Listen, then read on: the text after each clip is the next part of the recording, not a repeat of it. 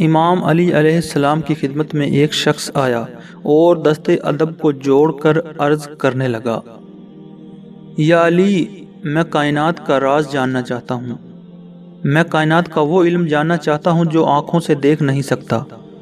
بس یہ کہنا تھا۔ امام علی علیہ السلام نے فرمایا، اے شخص، یاد رکھنا، کائنات کے راز معلوم کرنے کے لیے انسان کو فرشتوں کی دنیا میں قدم رکھنا پڑتا ہے۔ تو وہ کہنے لگا، یا علی، فرشتوں کی دنیا میں کیسے قدم رکھیں؟ امام علی نے فرمایا، اے شخص، اس زمین پہ کچھ انسان جانوروں کی مثل ہوتے ہیں تو کچھ فقط انسان اور کچھ اولیاء صفت فرشتوں سے افضل ہوتے ہیں۔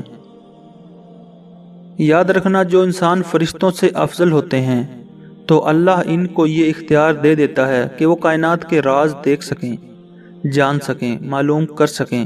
تو وہ کہنے لگا، یا علی، میں اس فرشتوں کی دنیا میں قدم رکھنا چاہتا ہوں۔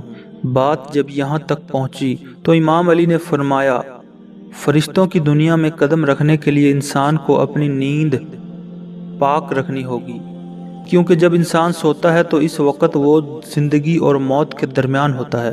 اگر انسان کی نیند پاک ہو جائے تو انسان اپنی نیند پہ قابو کر کے راہ طیب کی توسط سے فرشتوں کی دنیا میں قدم رکھ سکتا ہے۔ میں نے اللہ کے رسول سے سنا ہے کہ نیند کو پاک کرنے کا سب سے آسان طریقہ یہ ہے کہ انسان ہر وہ نعمت جو اللہ نے اسے بخشی ہے، اس نعمت میں اللہ کی مخلوق کو حصہ دار بنا لے۔ ہر وہ خوشی جو اللہ نے اسے بخشی ہے، اس خوشی میں اپنے عزیز و اقارب اور محلے والوں کو حصہ دار بنائے۔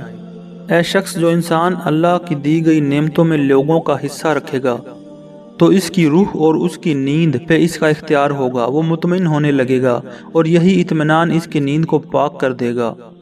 جب انسان کو یہ معلوم ہو کہ میں نے اللہ کی دی گئی نعمتوں اور خوشیوں میں دوسرے انسانوں کا حصہ رکھنا شروع کر دیا ہے تو وہ سونے سے پہلے یہ ارادہ کرے کہ اے اللہ، میں نے اپنی خوشیوں میں تیری مخلوق کو شامل کیا، تو مجھے اپنے علم میں سے وہ علم عطا کر جو انبیاء کی میراث ہے، اور اس کے بعد کثرت سے یا علیمو یا رحمانو یا علیو یا رحیمو پڑھنا شروع کر دے، یہاں تک کہ نیند تک پڑھتا رہے۔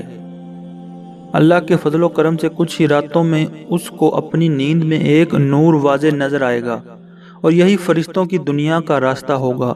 اگر نیند میں ایسے مناظر دیکھیں جس میں اس کو خوف آتا ہے تو اس کا مطلب ہوگا کہ وہ اللہ کی دی گئی نعمتوں اور خوشیوں کو اللہ کی مخلوق میں صحیح طرح تقسیم نہیں کر رہا، تو وہ اور بھی زیادہ استغفار اور دنیا کی خواہشات سے کنارہ کشی اختیار کرے۔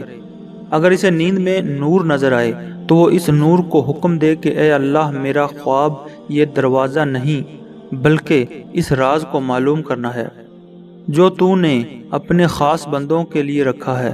جیسے جیسے اس کی پاک دامنی بڑھتی جائے گی ویسے ویسے اللہ کے راز اس انسان کے نزدیک کھلتے جائیں گے، اور یوں وہ کائنات کے ان رازوں کو معلوم کرے گا جو انسان کبھی تصور بھی نہیں کر سکتے۔